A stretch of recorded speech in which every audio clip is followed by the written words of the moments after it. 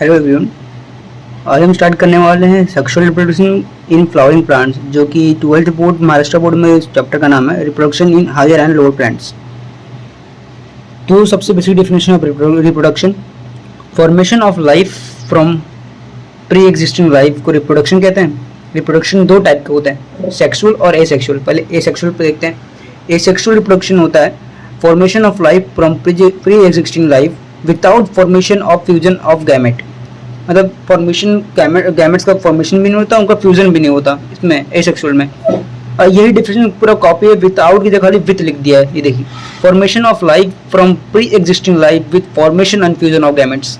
मतलब इसमें फॉर्मेशन भी होगा, मतलब गैमेट बनेंगे भी और गैमेट फ्यूज भी होंगे, फर्टिलाइज भी होंगे, ये बात है। अब एसेक्सुअल रिप्रोडक्शन को डीप में पढ़ते हैं। तो एसेक्सुअल रिप्रोडक्शन कई प्रकार के होते हैं। सबसे पहले बाइनरी फ्यूजन आता है उसके अंदर। बाइनरी फ्यूजन में क्या होता है, प्रोटोप्लास्ट और parent divide to produce two unequal and that give rise to two individuals. मतलब इसमें क्या, प्रोटोप्लास्ट मतलब होता है कि ये सेल का साइटोप्लाज्म कह सकते हैं, प्रोटोप्लास्ट को कहते हैं, साइटोप्लाज्म की तरह ही होता है वो भी। उसके अंदर डिवीजन चालू होता है और खुद ही वो बाइनरी फ्यूजन मतलब खुद को डिवाइड कर लेता है। जैसे अभी मैं बताता हूँ एग्जांपल। अब यहाँ पर जगह तो नहीं है तो बताने की कोशिश करता हूँ मैं। यहाँ पे देखो, यहाँ पे एक सेल था, यहाँ पे सेल थे, फिर ये आगे गया और ये दो इंडिविजुअल में डिवाइड हो गया। तो ये अकेला सेल जो यहाँ पे था वो दो इंडिविजुअल में डिवाइड हुआ, तो इसको ही कहते हैं, इसको ही कह देंगे कि हाँ ये बाइनरी फ्यूजन इसके अंदर हुआ है। तो सेम प्रॉपर्टी अभी आगे भी देखेंगे अभी बहुत सारे। तो इसमें क्या है, इसका खाली डेफिनेशन याद कर लेना कि एक महाराष्ट्र बोर्ड की बुक में दिया हुआ है बाइनरी फ्यूजन वगैरह। Protoplast of the parent divide to produce two unequal cell that give rise to two new individual. इसमें इक्वल नहीं होता, उससे मेन बात इसके अंदर अनइक्वल दिया हुआ है टेक्स्ट बुक में। अनइक्वल सेल्स मतलब एक साइज के नहीं होते, दोनों अलग अलग साइज के होते हैं। अब दूसरा आया रिप्रोडक्शन, सेक्सुअल रिप्रोडक्शन का टाइप, वो है बडिंग। बडिंग क्या होता है, division of unequal and small sales में भी अनइक्वल होता है और छोटे सेल्स होते हैं इसके अंदर। Buds are product of that remain attached to initially to body band. हाँ देखो, ये ज़्यादातर हमें हाइड्रा में देखा जाता है बडिंग। हाइड्रा और ईस्ट दोनों में देखा जाता है। तो ईस्ट का डायग्राम मैंने बनाया है यहाँ पे। ये देखिए, ये मदर सेल है, ये वाली मदर सेल है। और ये जो इसके ऊपर लगे हैं सारे बर्ड्स है इसके ऊपर, जो कि यहाँ से अलग होकर खुद एक इंडिविजुअल बन जाएंगे। मतलब उनकी बात, जब ये यहाँ से अलग होगा तो उनकी नहीं ताकत रहेगी कि ये खुद मदर सेल बन जाए। ये चेन्स ऑफ बर्ड्स देखो यहाँ पे लिखा हुआ है। तो इसमें क्या होता है कि एक यहाँ से निकला, अनइक्वल बर्ड्स उसके ऊपर कनेक्टेड होते हैं। जब यहाँ से निकलेगा तो ये खुद इंडिविजुअल मदर सेल बनने लायक हो जाएगा। ये इसका डेफिनेशन क्या दिया हुआ था, division of unequal and small cells. मतलब डिवीजन होता है अनइक्वल और स्मॉल सेल्स का। Buds present that remains attached initially to parent. मतलब वो इनिशियली जब रहते हैं, बच्चे रहते हैं तो अपने पेरेंट्स के ऊपर अटैच्ड होते हैं, ये बताया गया है इसमें। अब सेकंड पार्ट पे आ गए हम लोग, जिसका नाम है फ्रेगमेंटेशन। पहले दो पार्ट पढ़ चुके हैं हम, बडिंग और बाइनरी फ्यूजन एसेक्सुअल रिप्रोडक्शन में। अब फ्रेगमेंटेशन पे आ गए। फ्रेगमेंटेशन क्या होता है, फिलामेंटस एल्गी रिप्रोड्यूस, मतलब फिलामेंटस जो एल्गी होती है, एग्जांपल लेते हैं कि filamentous algae reproduce by fragmentation. Filamentous जो एल्गी होती है वो रिप्रोडक्शन करती है फ्रेगमेंटेशन से asexually. That is, filaments get broken into small fragments and each fragment develop into new individual। मतलब वो जो फ्रैगमेंट्स यहाँ पे टूटते हैं उससे वो एक न्यू इंडिविजुअल बन जाते हैं। जैसे मैं इसको, इसमें हाइफे वगैरह होते हैं, मैं दिखा देता हूँ बना के एक बार आपको, छोटा सा डायग्राम में, बस वीडियो पॉज पे बताता हूँ मैं, 1 मिनट बस। ये देखिए, मतलब ये अगर ये हाइफे है, यहाँ पे फिलामेंट है एक, ये फिलामेंट है जो एक न्यूक्लियस है यहाँ पे, उससे एक बॉडी बन सकता है, इतनी कैपेबिलिटी होती है इसके अंदर। ये लिखा हुआ है कि that is filament get broken into small fragments. Small fragment एक एक करके डिवाइड हो जाएगा, एक अलग हो जाएगा एक। फिर क्या दिया, यानी each fragment develop into new individual. मतलब एक जो एक सेल है यहाँ पे, एक सेल बन के नया ग्रो कर सकता है अपने जैसा। इसका मतलब फ्रेगमेंटेशन होता है। फ्रेगमेंटेशन हमें बहुत जगह में, एनिमल्स में भी देखी जाती है। ये प्लांट्स पढ़े, प्लांट्स में इसका एग्जाम्पल फिलामेंटस एल्गी है आपके बुक में। अभी और आगे चलते हैं, इसके आगे कौन सा कोनिडिया फॉर्मेशन दिया है। Non motile spore call conidia, they do not have locomotory organ. मतलब इसके अंदर कोई भी चलने लायक फ्लैजेला वजला कुछ नहीं होता, एक जगह बैठ सकता है खाली, कोई मूवमेंट की इसके अंदर कुछ नहीं होती। इसका एग्जांपल दिया हुआ है पेनिसिलियम। इसके आगे इसके अंदर का मतलब कोनिडिया में क्या होता है, स्पोर बन गया तो इस जगह से वो उड़ सकता है अगर हवा उड़ा है उसको, बाकी वो खुद से यहाँ वहाँ मूव नहीं कर सकता। इस जगह पड़ा तो पड़ा रहेगा, नॉन लिविंग थिंग की तरह से कोनिडिया कहते हैं। बाकी अब जूस्पोर पे आ गए। Zoospore, it is defined as different type of motile and non-motile spore are produced by algae and fungi. मतलब zoospore algae और fungi दोनों को द्वारा प्रोड्यूस किया जाता है सेक्सुअल रिप्रोडक्शन कराने के लिए, और ये मोटाइल भी होते हैं कई बार और कई बार नॉन मोटाइल भी होते हैं। तो डिफरेंट टाइप्स के लिए लिखा है कि मोटाइल भी हो सकते हैं, नॉन मोटाइल भी हो सकते हैं स्पोर्स। और इसके अंदर जो स्पोर्स जो होते हैं क्लामाइडोमोनास में पाए जाते हैं, क्लामाइडोमोनास जो स्पोर क्लामाइडोमोनास में पाए जाते हैं। इसका मैंने डायग्राम दिखाने की कोशिश की है यहाँ पे, ये फ्लैशलाइट बन करके देखिए, ये यहाँ पे इसके ये जू स्पोर निकल रहे हैं, ये मोटाइल है। देखो यहाँ फ्लैजिला भी दिया, मतलब ये मोटाइल है। जू स्पोर ऑलवेज मोटाइल होते हैं ज़्यादातर केसेस में, लेकिन नॉन मोटाइल भी होते हैं, यहाँ पे दिया हुआ देखो। It is defined as different type of motile and non motile spores, मतलब मोटाइल भी होते हैं, लेकिन मोटाइल तो होते ही हैं, लेकिन नॉन मोटाइल भी होते हैं स्पोर्स, और ये दोनों प्रोड्यूस किए जाते हैं एल्गे और फंगाई में, याद रखना है अपने को। इसके एग्जांपल पेनिसिलियम, उसके ऊपर में फिलामेंटस एल्गे से बनता है, fragmentation filamentous algae reproduction show करता है फ्रेगमेंटेशन।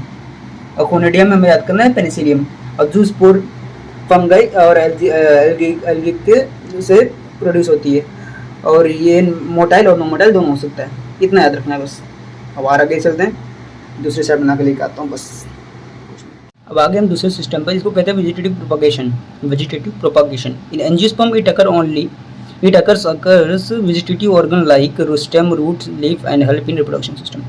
और ये आपको मैं ये कहूँ कि बिना सीड, बिना किसी बीज लगाए और नया प्लांट ग्रो करेगा, तो ये खाली पॉसिबल होता है वेजिटेटिव प्रोपगेशन में, क्योंकि ये इसमें इतनी क्षमता होती है प्लांट्स में जो वेजिटेटिव प्रोपगेशन करते हैं, वो अपने स्टेम, रूट या फिर लीफ से नया प्लांट को जन्म दे सकते हैं खुद पे खुद। तो इसको कहते हैं वेजिटेटिव प्रोपगेशन, जो कि इसके दो मेथड होते हैं, एक होता है नेचुरल मेथड, एक होता है आर्टिफिशियल मेथड। नेचुरल मेथड में आते हैं tube root system, stem tuber और रनर लीफ, ये आते हैं। आर्टिफिशियल में आते हैं cutting, grafting, budding, micro propagation. सबसे पहले नेचुरल मेथड पढ़ेंगे। नेचुरल मेथड में ट्यूब रूट सिस्टम सबसे पहला है। इसका एग्जांपल है स्वीट पोटैटो, इसको इपोमिया पटाटास भी कहते हैं। इसका क्या है, is a type of modified root in which root become swollen and fleshy due to storage of food materials. This root do not assume any regular shape and are mainly of for, मतलब ये जो होते हैं ये tuber root system, ये ज़्यादातर हमें मिलते हैं इसमें फूड स्टोरेज के काम आते हैं हमें। इसके अंदर बहुत सारे फूड स्टोरेज होते हैं, इसलिए फूले हुए होते हैं, और फ्लैसी मतलब ये दबाते फूल, मतलब जेली टाइप में हो जाते हैं थोड़े, तो इसे कहते हैं ये जेली टाइप। और सोले मतलब फूगे हुए, आपने देखा होगा, इसको कहते हैं स्वीट पोटैटो, आपने देखा होगा। और पोटैटो हो गया, स्वीट पोटैटो हो गया, बीट रूट हो गया। पोटैटो इसमें नहीं था, स्वीट पोटैटो और बीट रूट, वो दबाते ही दब जाते हैं, दबाते ही दब जाएंगे, और ये थोड़े फूले हुए होते हैं। तो ये इनकी काम खाली होता है स्टोरेज, मतलब फूड का स्टोरेज करने के लिए काम होता है। इसका डायग्राम दिया हुआ है बुक में, एक स्वीट पोटैटो को दिया हुआ है, एक बीट रूट का दिया हुआ है, अलग अलग पेजेस पे दिया हुआ है बाजू में। अब इसके आगे चलते हैं, आगे जो बच्चा वो कंप्लीट करते हैं, धीरे धीरे चैप्टर खत्म करेंगे। Swollen tip undergoes branches and stem are called as stem tubule। अब पढ़ने जा रहे हैं हम स्टेम ट्यूब्यूल। इसके लास्ट वाले पार्ट में जो मैंने किया था उसमें मैंने मिस्टेक कर दिया था, मैंने बीट रूट, पोटैटो और स्वीट पोटैटो को मैंने साथ में किया था, जो कि मैंने गलत किया था। मैंने बताया उस वीडियो में उस टाइम पे बता दिया था। इसको मैंने क्यों रॉन्ग कहा था बता देता हूँ मैं आपको, क्योंकि अपना पोटैटो जो होता है वो स्टेम मॉडिफिकेशन होता है, बाकी बीट रूट हो गया और स्वीट पोटैटो हो गया वो रूट मॉडिफिकेशन होते हैं। और ये जो हमारा स्टेम ट्यूब्यूल है ये हमारा नेचुरल मेथड में आता है, किसमें, वेजिटेटिव प्रोपगेशन में आता है। In case potato some lateral branches are produced from the underground part of the stem which undergo down in the soil. मतलब जो यहाँ पे जो पोटैटो होता है अपना, वो सॉइल के अंदर होता है। इसकी जो टिप होती है, मतलब इसमें क्या कहा गया है कि देखो यहाँ पे, एक मिनट हम फिक्स कर रहे थे, कैमरा फिर चालू करता हूँ वीडियो, एक मिनट वहीं से कंटिन्यू करते हैं हम। वो वीडियो लास्ट में रुकना पड़ा था कि ये कैमरा थोड़ा ज़्यादा हिल रहा था मेरे से, इसलिए। यहाँ पे इसमें क्या होता है, यहाँ की जो ऊपर हरदम इसका ब्रांच के टॉप पे होता है, टिप ऑफ ब्रांच, उसमें फूड स्टोरेज होते हैं, उसमें फूड स्टोर होते हैं, जो कि बाद में वो कन्वर्ट होते हैं धीरे धीरे जाके ब्रांचेस में नीचे जाके ये पोटैटो के रूप में।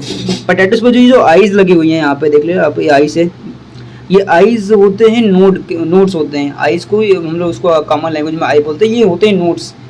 इसके ऊपर ग्रोथ होते हैं और ब्रांचेस ग्रो होते हैं। इसको हम एडवेंटिशियस रूट का नाम भी लेते हैं, लेकिन अभी उसका कुछ का नाम नहीं लिखा है तो इसलिए कुछ बोले सकते हैं। और ये जो स्टेम अपना ये पोटैटो होता है ये स्टेम मॉडिफिकेशन से बनता है। हमेशा ये जो हमें पोटैटो रहेगा वो ज़मीन के अंदर ही मिलेगा, तो सबको पता ही होता है। तो इसमें कुछ और ये लेटरल ब्रांचेस होते हैं, मतलब ये याद रखना है कि हाँ in case potato some lateral branches are produce from the right, तो पोटैटो के केस में लेटरल ब्रांचेस होंगे, हमें याद रखना है।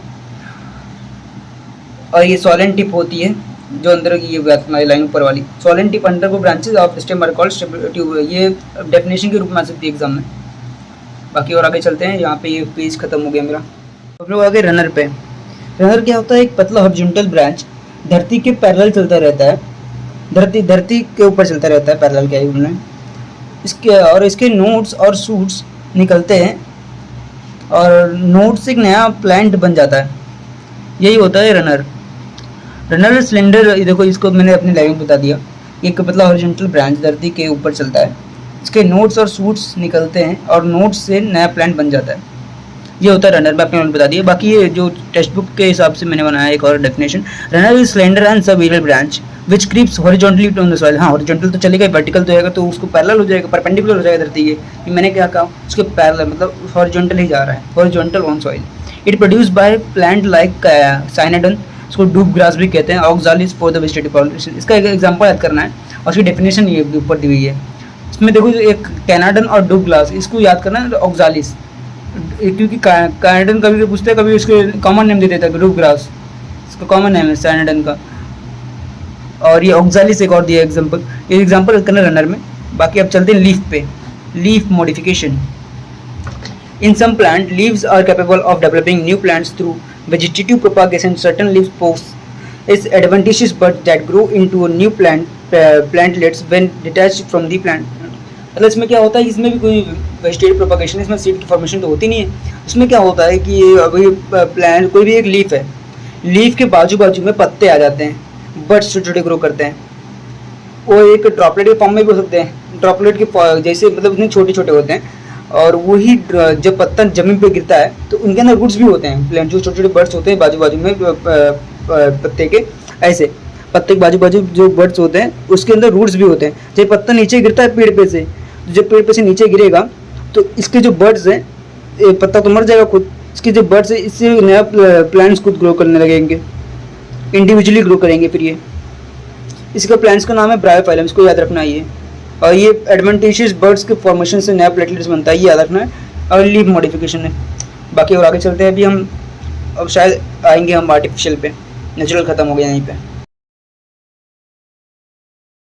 हम आर्टिफिशियल वाले पे। आर्टिफिशियल सबसे पहले दिया आपने वो कटिंग। इसमें क्या होता है, अभी आपने रूट्स का प्लांटेशन कहीं देखा होगा, तो उसमें क्या करते हैं, रूट्स में हमारे मम्मी वगैरह आपसे देखा होगा, हमें प्लांटिंग करते हैं तो उसकी स्टेम हल्की से काट देते हैं और कहीं भी लगा उसमें ग्रो कर देते हैं, ट्यूटिंग लगा देंगे, उसमें ऑटोमेटिकली रूट फॉर्मेशन हो जाता है और वो इंडिविजुअल फॉर्म हो जाता है न्यू प्लांट। ये शुगर कैन और रूट्स दोनों में होता है, इसलिए कटिंग का डिफिनेशन है, it is a method a part of plant like stem, root और leaf is cut and planted in a soil. This cut part develops root and grow into a new plant. वह खाली root ही, खाली stem ही नहीं cut होता, बहुत सारे root cut हो जाता है, कभी लीफ कट हो जाता है, लीफ से भी ग्रो कर जाता है, तो वही दिया हुआ है यहाँ पे कटिंग में। अब ग्राफ्टिंग पे आते हैं। ग्राफ्टिंग अलग ही टेक्निक है, इसका डेफिनेशन तो यहाँ पे दिया हुआ है, technique where two plants are joined together, the upper part scion of one plant is fixed on the lower part stalk of another plant. Both grow as a single plant with a combined qualities. मतलब एक ही plant में दो quality लाने के लिए grafting की जाती है, जैसे लेमन हो गया और मैंगो, दोनों में एक ही क्वालिटी लाने के लिए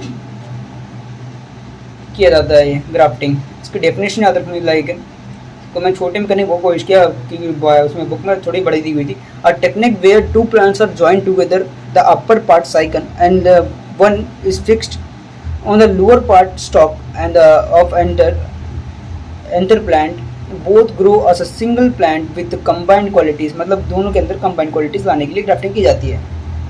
अब ये हो गया माइक्रो प्रोपागेशन, क्योंकि बडिंग हमने ऑलरेडी पढ़ चुके थे, ये वो भी आर्टिफिशियल की जाती है, बडिंग भी नेचुरल भी होता है, आर्टिफिशियल भी की जाती है।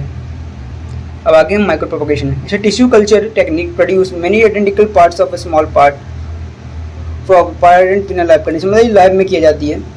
माइक्रो प्रोपोगेशन लैब में होती है, जो कि एक आर्टिफिशियल हो गया। इसमें बनाना ऑर्किड और शुगर कैन बनते हैं। तो एग्जाम्पल्स को याद रखने लायक है। इसमें होगा सबसे पहले में शुगर कैन रोज हो गया, इसमें कटिंग में, फिर ग्राफ्टिंग में हो गया अपना लेमन मैंगो, माइक्रो प्रोपगेशन में हो गया बनाना ऑर्किड और शुगर कैन। ये याद रखने लायक है, बाकी तो सब ईजी है। अब आगे चलते हैं। और अब तो सेक्सुअल रिप्रोडक्शन चालू हो गया। मैं क्या सोच रहा हूँ कि सेक्सुअल रिप्रोडक्शन को एक अलग टॉपिक बना देता हूँ और ये सेक्सुअल रिप्रोडक्शन जो जरूरी है उसको एक साइड में रख देता हूँ। इससे क्या रहेगा कि टॉपिक्स अलग अलग रहेंगे, तो हाँ 10 मिनट की 15 मिनट की वीडियो रहेगी तो अच्छा भी लगेगा। तो इस वीडियो को हम लोग यहीं पे ख़त्म करेंगे। ये सेक्सुअल रिप्रोडक्शन हमारा खत्म हुआ है यहाँ पे, ये सेक्सुअल रिप्रोडक्शन खत्म हो गया यहाँ पे। चलो ये सेक्सुअल रिप्रोडक्शन खत्म हुआ है यहाँ पे। अब अगली वीडियो में मिलते हैं विद सेक्सुअल रिप्रोडक्शन। उसके अंदर बहुत बड़े बड़े ट्रिक्स है मेरे पास को याद करने के लिए।